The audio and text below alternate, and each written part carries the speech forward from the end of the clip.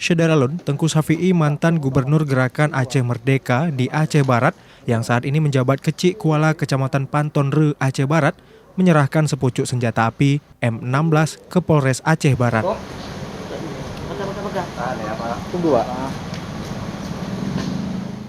Senjata api yang diserahkan menurut Tengku Syafi'i merupakan senjata api yang ditemukan warga di desanya sehingga diteruskan ke Polres Aceh Barat yang prosesi penyerahan ke Kapolres turut didampingi Kasareskrim AKP Fitriadi.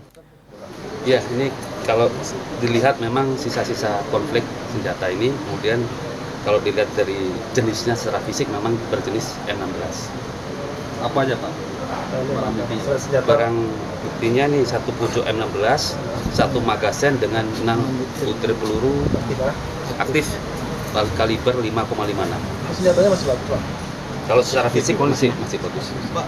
Himbauannya Pak pada masyarakat? Himbauan kami yang mengharapkan kalau memang ada masyarakat yang masih menyimpan senjata, secara kesadaran silakan diserahkan ke pihak berwajib ke Polres Aceh Barat.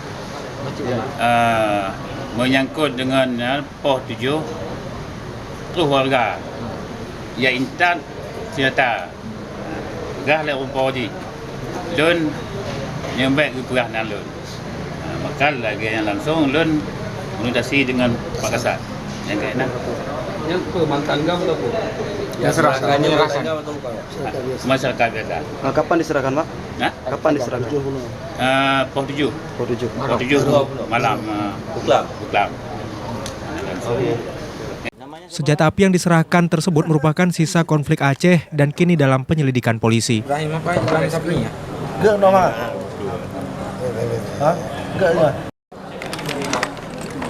Dari Melabuh, Rizwan, Serambi On TV.